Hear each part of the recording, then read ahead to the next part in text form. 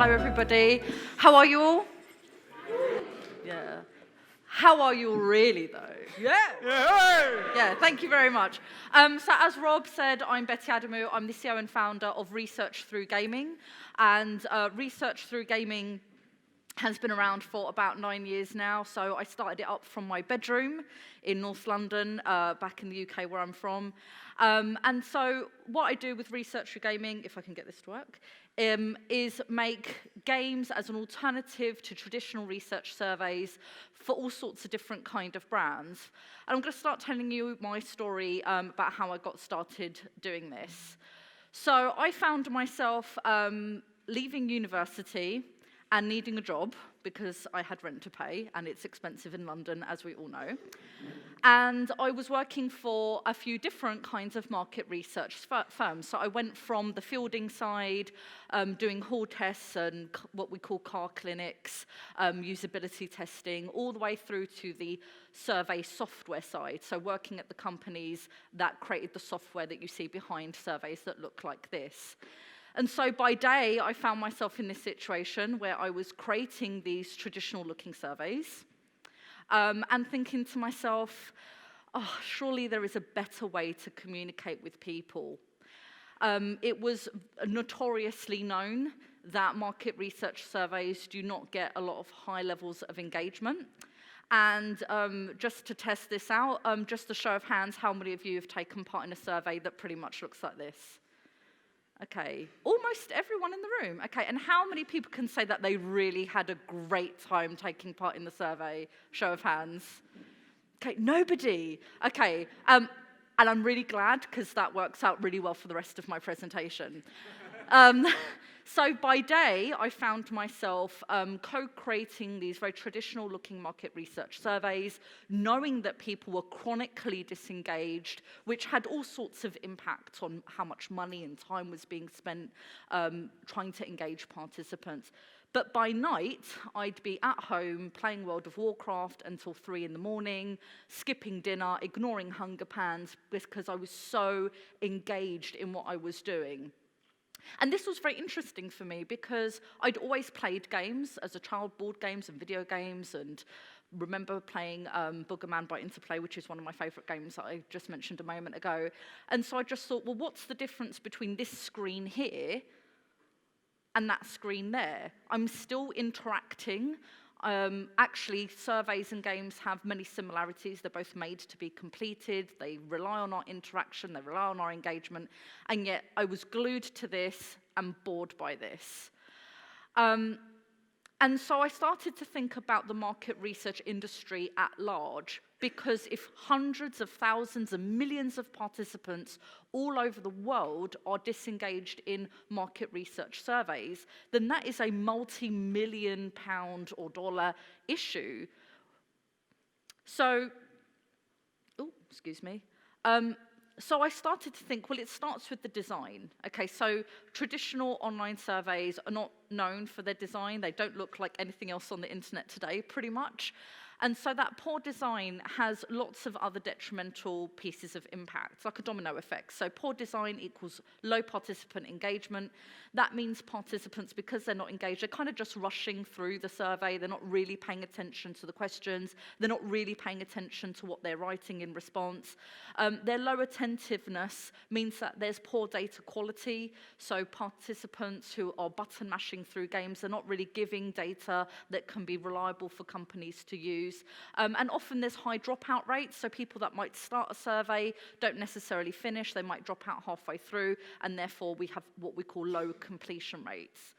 And that has all sorts of other types of impact on the community of market research at large. It means that market research agencies then spend more money emailing more participants in the chance that more people will join the survey and take part.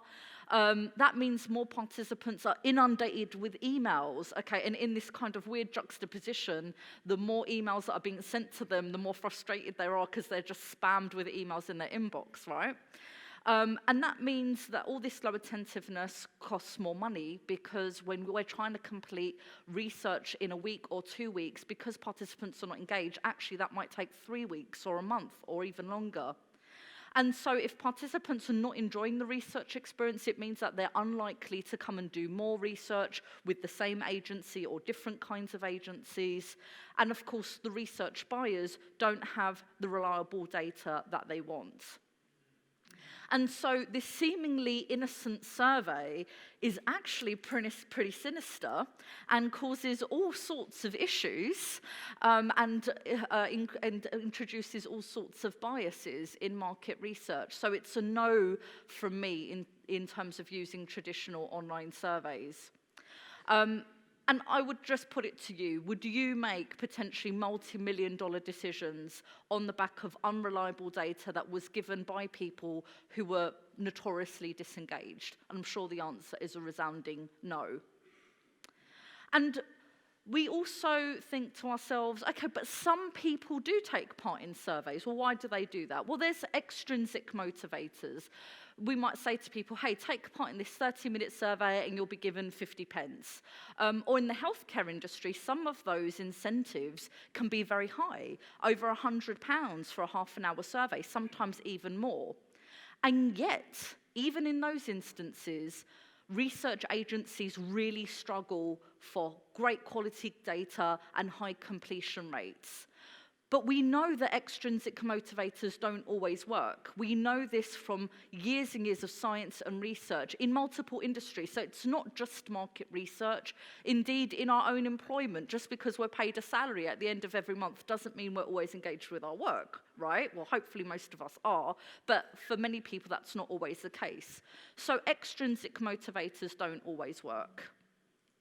And so it made sense for me to look at this research industry and think, wow, for an industry that's really struggling with engagement, why not turn to the most engaging medium of all time for inspiration?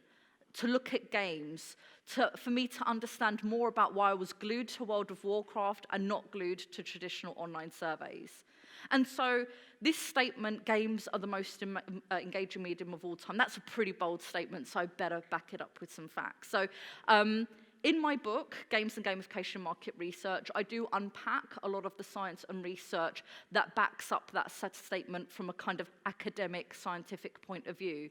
But in 2017, this became true from a commercial standpoint as well, because in that year, mobile games alone accounted for more revenue than any other form of entertainment, generating over $40 billion worldwide. And again, in that same year, more money was spent on all types of games than on movies and music combined at an estimated revenue of over $92 billion. So from a commercial standpoint, yes, we know games are the most engaging medium of all time. But let's not forget that, of course, we play games, and play also has its uses in the market research industry. It might not seem obvious at first, but when we start to unpack it, it starts to make sense, because when we play, we find and express our own core truths. And that's what research buyers want. They want people to express the truth about how they feel, what they're experiencing, how they're interacting with certain services, how they use certain products. So that is really useful for market research.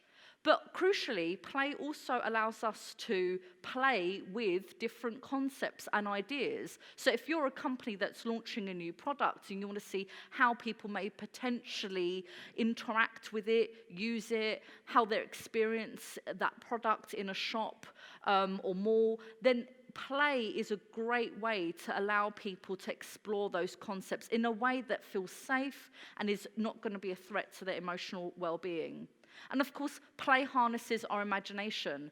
And market research companies and research buyers are constantly asking people for their ideas. We're asking people, what do you think we could do better? What kind of product would you like to see? What kind of party would you like in political power? What kind of policies would interest you? We're constantly asking people to imagine different worlds and states of being. So play is actually really crucial in market research for that purpose as well. And also, another benefit to market research is that games are simulated experiences. So if we can harness those simulated experiences, it means that we can place people in different situations and observe how they interact with these simulated worlds that we might have created for them. Simulations allow us to answer the why behind the what. Increasingly, brands want to know the emotion and the context that drive choices. So if we can put people in a simulated experience, we can, in essence, practice different types of paths for the future. And of course, that means we can ask people less questions and observe more, which is arguably much more insightful for the brands that, again, want to know the why behind the what. Oh, excuse me. And when we combine that play with simulations, it means that play then becomes a tool for data generation in itself. And this is something I talk about quite heavily in my book. So it's not just about asking questions, it's about observing how people interact with these simulated worlds through play. Play is a data generator. And finally, well, market research is all about collecting data, collecting opinions, understanding how that data can then shape different brands and products and services. And of course, games are inherently data collection tools. Games actually cannot exist without data. They need data to give us our feedback, our points, our health, our manner, whatever the feedback is. When we play a game, the data that's collected about how we play is then fed back to us, and that's what perpetuates our engagement. And not only is data collected to give us feedback on points and other types of kind of like leaderboards and scores and things like that, but also how the game is then shaped in front of us, like many of these narrative-led games that have become very popular over recent years. And this is a screen grab from Detroit where you can see that the player has a few different options about what they can do next. And if you haven't played Detroit, by the way, it's a fantastic game. I really recommend you play it. And other games like The Wolf Among Us by Telltale Studios. These narrative-led games, again, rely on how we play, the data we input into the game in order to shape the simulated experience and the world around us. And so, the more I looked into using games, the more I realized that actually games already have a lot of the science and academia and the functions that we need to make market research more engaging, these simulated experiences, these elements of play, this high level of engagement. But also, games and surveys actually have very similar kind of back-end logic, right? So if the participant or the player does X, then they're redirected to Y. If this, then that. So in a market research survey, if I answer B at question 1, I might be redirected to question 3. In a way, lots of games work like that in the back end. If the player presses X, then this happens after. So again, another similarity between games and market research. But crucially, it's the intrinsic engagement of games that matters, and that was most eye-opening to me, because actually a lot of that intrinsic engagement that happens with games and what people do with their favorite games absolutely defies a lot of what we're told we should and shouldn't do in market research. I'm about to give you some examples. So that intrinsic engagement of games has created a beautiful tapestry of what we call games culture, okay, where people buy game magazines about their favorite consoles or the games industry at large. The fan art and the fan fiction that come out of games culture is wide-ranging and varied and beautiful, where so much effort has been made. And you can see some screen grabs here of a young woman cosplaying, so taking the time and effort to dress up as her favorite game character and go to a convention. This is an amazing feat of intrinsic engagement when people do something out of the joy of doing it, not just because they're paid or told to do so. And here's a couple more in-depth examples. So in market research, we're told not to have a lot of what we call open-end surveys, where we ask a question and participants can basically free write whatever they want. We're told not to do that because participants will get bored, they won't be engaged enough, and they'll drop out of the survey. However, in games, we see that players are writing all the time.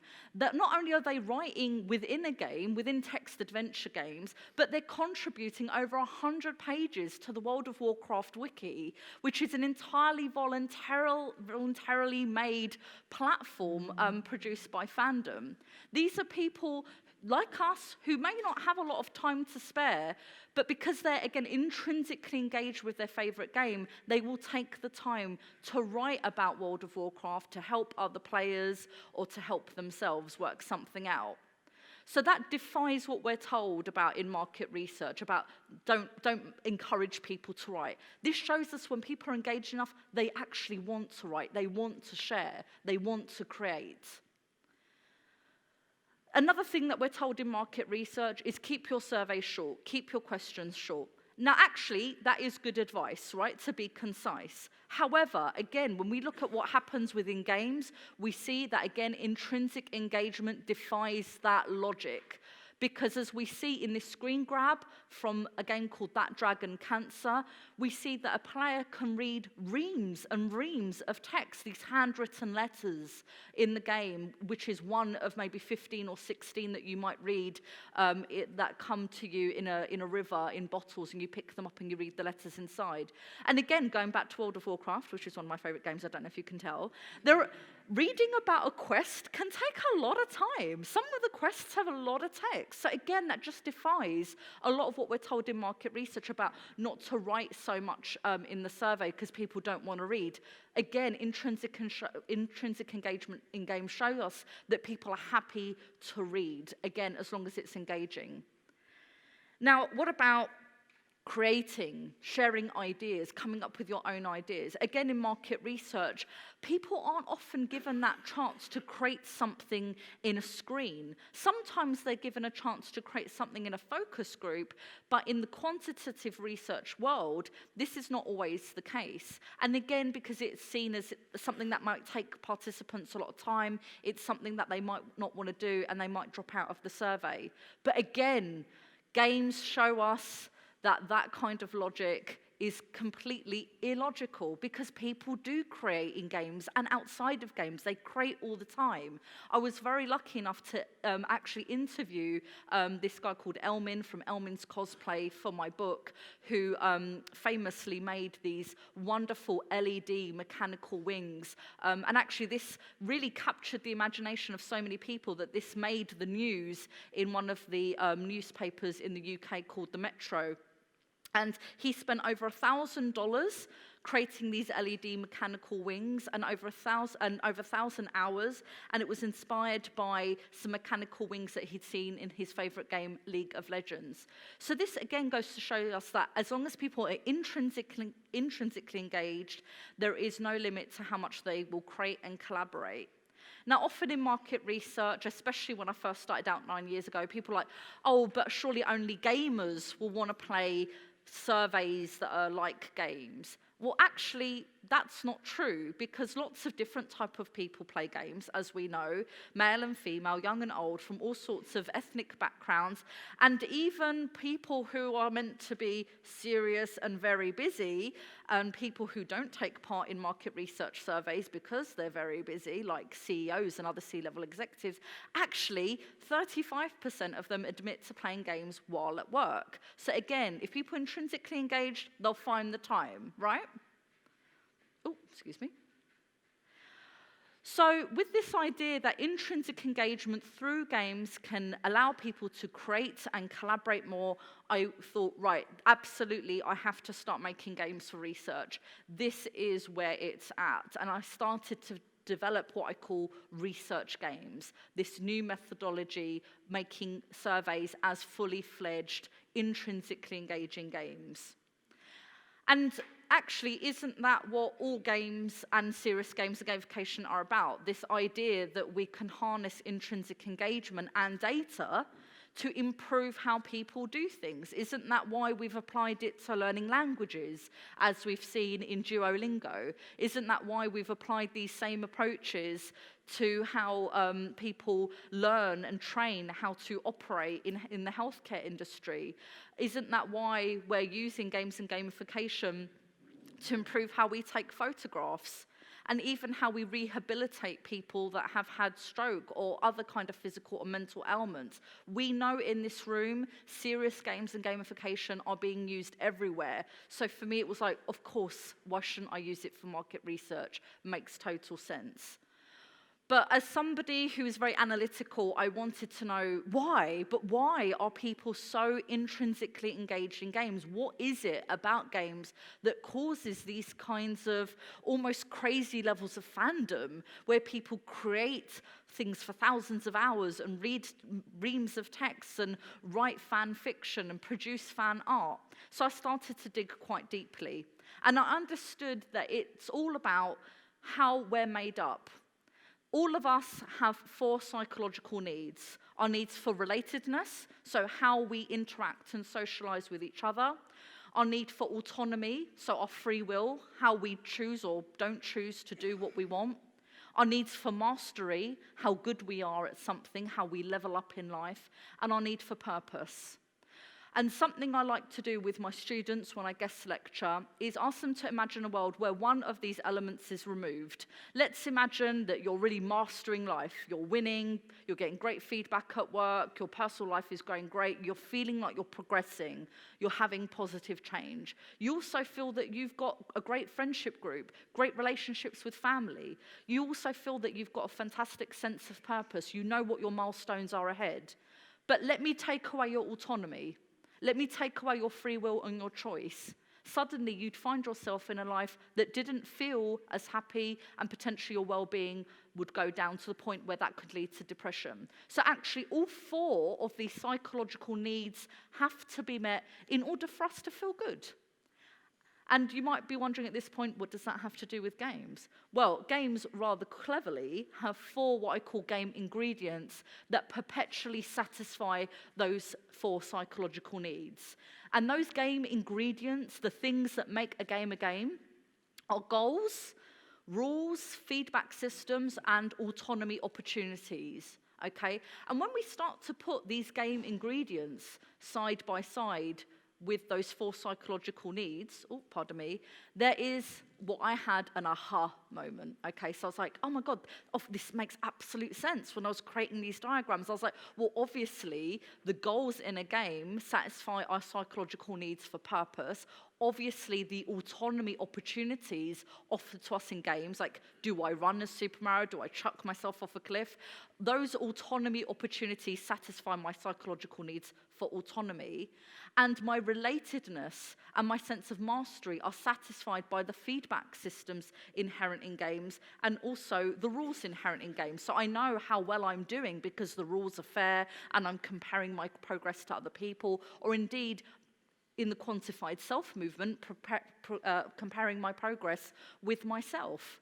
So this was my aha moment, but I wanted to dig deeper still. So when these 4 psychological needs are satisfied by these 4 game ingredients, something called dopamine is released. And you may have heard of dopamine. It's one of what's called our 4 happiness chemicals, and its sisters are serotonin and endorphins, and you get those kind of chemicals released when you have a bar of chocolate or fall in love. Okay, and when dopamine is released, that again has a very positive impact for market research, because when dopamine is released in our bodies, we have improved focus, memory, and attentiveness. And we want those things in market research. We want people to remember what they did yesterday or why they bought a certain product when we ask them about it. We want them to be focused and attentive to the questions and how they respond. Of course, too much dopamine is a bad thing, and that can lead to addiction. But we're not talking about getting people addicted to market research surveys. We're talking about getting them intrinsically engaged. And there are many benefits. So specifically, research games do what I call the 15-in-1. And I'm not going to read everything on the screen here, because actually a lot of this you can read after in your own time, or indeed if my book if you want to buy it. But because you can use games for research, it leads to all of these benefits in a kind of domino effect, okay?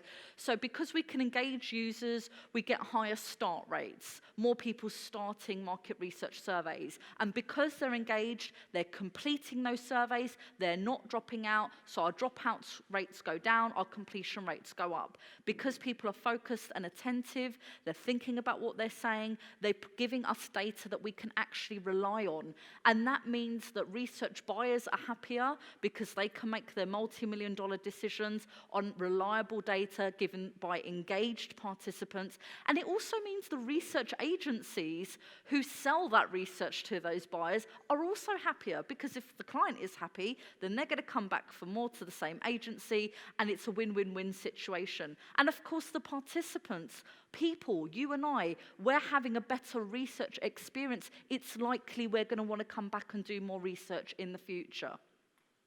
Oh, excuse me. Another reason that people might want to use games in the market research industry is, of course, that games are a flexible medium. We can use them as text adventure games. They can be developed on augmented reality platforms, VR, as video games, as board games, so incredibly flexible. And because of that, research games can be made on almost any medium. So they can be digital. I can make a research game in a focus group setting, almost like a board game or a card game. And because of that, it means that research games can be on a spectrum from anywhere between, I guess you could say, more stripped-back, gamified surveys to kind of fully fledged research games. And I want to show you some examples. Oh, excuse me. So in asking people what kind of name for a new product they prefer, it's not just a dry question on a white screen with a grid and a drop-down menu. It starts to become this Dragon's Den style activity where people are pitching you ideas and you can hire or fire them based on what they've said. And this was actually a research game we developed on behalf of the Campbell's Soup Company, who subsequently launched the Campbell's Go product, which has been available in America for many years. It means that when we ask people how they imagine that they will dress in the future and what kind of gadgets they might use, again, we're not just asking that as a dry question with a drop-down menu. We're saying, build an avatar and let us observe the choices that you make, how you want to dress yourself, while imagining that you're in the year 2030. It's saying, instead of asking you a question about what types of ID are most important to you, I'm going to build a context in which you need to choose different forms of ID to get to the next stage in the story. And suddenly a multiple choice question becomes a room with items on a table that you can select. Again, the back end of this is just like a survey. It's still a multiple choice question in the back end, but the front end creates that intrinsic engagement. Instead of asking participants, young children in this case, which celebrity is most recognizable to them, we create it like a guessing game in which you have 3 lives and 30 seconds to guess who the celebrity is behind the tiles. And that actually more mimics how people may recognize celebrities on the front cover of magazines in real life, because this was a study on behalf of BBC magazines a few years ago. It means that instead of asking people what situations they would spend their savings or not, we can give them those scenarios. Your roof is leaking. Do you pay for it out of the cash you get from your salary every month, or the savings that you've put aside for the future? Instead of asking how you would use a certain type of spirit in a cocktail, we'll get you to make your own. And because how you might make it depends on different variables, like is it cold or hot outside? That will impact the kind of drink you want to have. Do you have a lot of time on your hands and you can wait for a cocktail to be made for you, or are you in a hurry? Is it a busy bar or is it not a busy bar? These real-life variables become different contexts within the research game environments, to the point where my clients' research objectives are actually key to how I design a research game. In fact, I can't design a research game without my clients telling me their research objectives, their business needs, and me actually doing a ton of research up front about who the participants are, because if I'm going to engage them, if I want to know what's going to make them tick, I want to find out as much as I can about them as possible. And here I'm about to share with you 3 what I call micro case studies. So the first one is more of what I would call a gamified survey, like a survey quiz, as it was named. The University of Surrey is a top 10 university in the UK, and they wanted to understand the different types of prospective students that were interested in coming to their university. And they created what was called a segmentation survey. So what segment do different types of participants, different types of prospective students fit in? And the traditional questionnaire asked participants a set of 17 questions, and then the university collected information about the segment that that particular participant would be placed in, and there were 6 segments. But they found that they didn't have a lot of engagement in this survey. And so when the University of Surrey approached us, my first go-to was, hello, you have to give the participant their segment. You need to allow them that element of self-discovery. Don't just take the data and know what the segment is for yourself. Tell the participant, just like we're so interested in our horoscopes, right? Or doing BuzzFeed quizzes about what kind of Disney princess are you. I was like, let's find out what kind of student you are. And so we completely changed the mindset to be one of self-discovery. And of course, games give us that self-discovery value all the time. And so we completely updated the aesthetic to look less like a traditional survey and more up-to-date, I guess you could say, more modern. And participants could take part in 17 questions and find out what kind of student they are, one of 6 different profile types. But we took it a level further so that we could encourage more completion in the survey. We said to people, hey, if you enjoyed this experience, why not share it with one of your friends and see what kind of profile type one of your friends gets? And so that resulted in people actually sharing the survey with other prospective students. We had such high engagement levels at a 97% completion rate, and I will tell you, if you're not a market researcher, that is unprecedented, especially for younger people. So engaging prospective students, they're anywhere between 16 and even 22 years old. They're notoriously hard to reach and hard to engage. And because we got such high levels of engagement, my client, after about a year, said, hey, can we update this survey ever so slightly to ask participants if they want to opt in, leave us their email address and their name, and we might send them some relevant marketing materials in the future? And so we did. And even then, we still have about a 12% opt-in rate, which is a higher opt-in rate than what you'd usually see with things like newsletters, to subscribe to different newsletters from brands, for example. And we can see here my client, Sam Mazel, sharing the student survey quiz online. And because the university felt proud of it, because it looked good, because they knew it was engaging, they were then sharing it on their social media, in newsletters, on Twitter, on Facebook, and so on. We got such good feedback from participants, for them saying, this was really cool, do more of these, thank you. Actually, the term thank you is the highest used term in the feedback that we've gotten from our research game throughout the 9 years. People are always saying thank you. I think they're just so grateful, right, not to have another boring survey. Pardon me. And this is probably my favorite piece of feedback that, again, just shows that when you use game thinking, you can get intrinsic engagement. One participant went as far as saying adding a few more questions could improve it some more. We never hear that in market research. Nobody ever asks for more questions. And I'll also add that this study was completely unincentivized. Participants were not given any extrinsic motivator. We were not offering 50p or a prize draw. They were doing it purely for the joy of doing it. And any traffic that was passing through the University of Surrey website, at one point, the survey quiz was right there on the home screen, so any traffic was being converted into research participation. And my client initially was worried, well, if we don't give the students an incentive, will they really take part?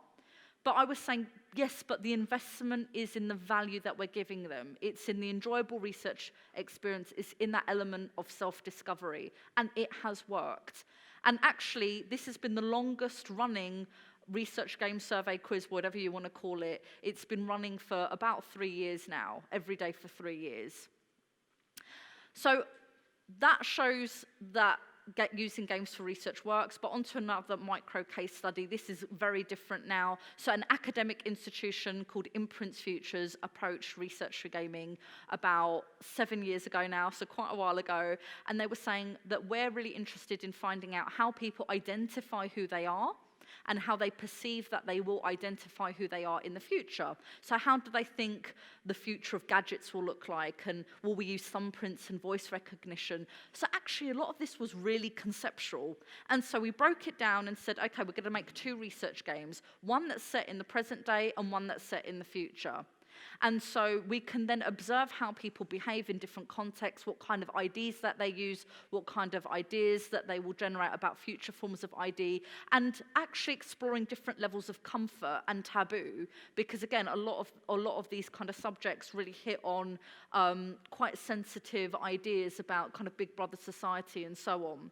And this was for 18 to 65 plus year olds in the UK. And again, there was some concern that, are we really going to engage people in their 60s? Because that's still really important for us to understand the spectrum of what people think and feel about this subject. But I assured them, yes, we will get 60-plus-year-olds taking part. And so through the 2 games, we gave people different missions. We broke the different research categories down into levels. And so you had things like trying to understand what priority people just assign to different forms of ID. That would then become a scenario in which you have very limited time and you have to pull 3 IDs out of a safe before you have to go on to the next level. So we're constantly rethinking the context and how we ask these questions. And in fact, as a bonus, I will tell you, a lot of my clients are actually more engaged because we're using games as a research methodology. So engaged, in fact, that Professor Liesbeth van Zunen, who we can see at the top here, was quite happy to have a cameo in one of the research games in which she got her husband to take photographs of her looking like this interrogator so that she could have a cameo in the game. Some of the achievements and results from that, our eldest player, or plaspondent as I call them, was 89 years of age, so definitely we got the over 60 mark. 19% took part in voluntary activities, and that's another benefit. We often see people going over and above the call of duty to take part in research games. As usual, we do see a lot of positive feedback. Over 90% of the participants gave us positive feedback. We've also had participants voluntarily asked to play more research games in the future, and we had what we call a high continuation rate. So those who took part in the first research game, 81% of them 3 months later took part in the second research game. So again, all really good thumbs up feedback and data for our client, the research buyer. And the insights from the game, from the 2 research games, and indeed from the whole Imprints Future study, played a really pivotal role in how some decisions were made about design of certain IDs. And here's Professor Liesbeth van Zunen talking to different officials at the Houses of Parliament. And for the final micro case study, again, very different. This is from a brand called Lucy, owned by the VF Corporation, who own brands like the North Face and Wrangler jeans. And they wanted to understand how women in America what their preferences are for athleisure wear bottoms, so like yoga pants and Pilates pants and that kind of thing. So again, instead of asking dry questions, we broke the research categories like pricing and preferences and shape and style into 3 levels, where you could be a designer for a day. And in level 1, you can pick the basic shape of your pants and the rise, so high rise or mid rise or Britney Spears style low rise. In level 2, you could do things like choose the color or the print or how many pockets you wanted. And in level 3, you looked at the pricing and different kind of price preferences about pockets and having zips and different kind of fabrics and issues around sustainability. And we also added a lot of personalization. So in the rewards that we gave for a certificate where you leveled up as a designer, you actually got a certificate where you could have your own name on it, and you've got a personal message from the president of the company. And again, lots of positive feedback. 82% of participants said that they would do more research games like this in the future, and 99% of them saying that they really enjoyed the experience and using words like awesome, fun, and cool to describe the methodology. And again, some really lovely feedback from participants saying that this was really clever, thank you, do more of these. And so those insights played a really pivotal role in the development of their athleisure wear bottom collections, and some of the most popular prints, like the cloud print, ended up not just making it onto yoga pants, but onto windbreaker jackets and vests. And the clients said that the insights from the research game were highly actionable for future product development. They also could see that it was more enjoyable for their customers to fill out, and they could see that actually their internal clients, their internal stakeholders were more engaged in the process. But crucially, it allowed them to not retrospectively validate their own thinking and their design, but actually co-create with consumers. And that encourages sustainability and less waste, because if you know what people want, you can make less of what people don't want. So research games can be a tool for this sustainability and innovation and invention, and not just for fashion, but for all sorts of different products and even services. So that research game for developing yoga pants, for example, we rethought it. Well, why not use it for making jeans? Why not use it for getting ideas about different kind of accessories or sportswear? And indeed, I've had a whole presentation about just this case study, which you're welcome to watch online. So research games suddenly become these design and decision support tools. So they go beyond just intrinsically engaging people in generic market research, but really a valuable tool to help businesses understand which direction to take next and where to put their money. And of course, research games in the future with virtual reality and augmented reality mean an even more exciting next 10 years potentially for how we gather data and what kind of insights we can gather from what people think and feel and observe what they will do. So where's next? Well, for research through gaming, we thought, okay, well, the expertise with us lies in the development of games, making really engaging platforms using games and collecting data. And that helps us to provide solutions to commercial, societal, and academic problems. And actually, we thought, well, the truth is that all businesses struggle with engagement in all industries, and all businesses and individuals need data now more than ever before. And so we thought, actually, research games could be training games and advert games. We can collect data, and use that data to improve how people learn in employee engagement and training, for example, and in marketing as well, because again, it's all about engaging people and collecting data to help businesses and to help the user improve something that they're trying to do. We're also looking for collaborators on what we're calling insight games, because it makes sense that if we're engaging our research participants in actually giving us data through a research experience, then why not use the same kind of game thinking when we're sharing the insight about that data to our research buyers? So a kind of education game about your research, if you like. And so insight games are something that we're developing new for 2020 as well. Essentially, we're helping people to rethink how they engage people, whether they are trainees, participants, research buyers, by giving them genuinely valuable experiences. So with that, thank you very much. If you're interested in seeing me write about games and gamification in all sorts of different industries, you're welcome to check out my column with Research World magazine that comes out every 6 weeks. And of course, my book, Games and Gamification in Market Research, is wonderfully available in the foyer, where Kogan Page are giving everybody a very nice 20% discount for today. So really appreciate everybody listening, and thank you to Pete and Kira for inviting me to this event.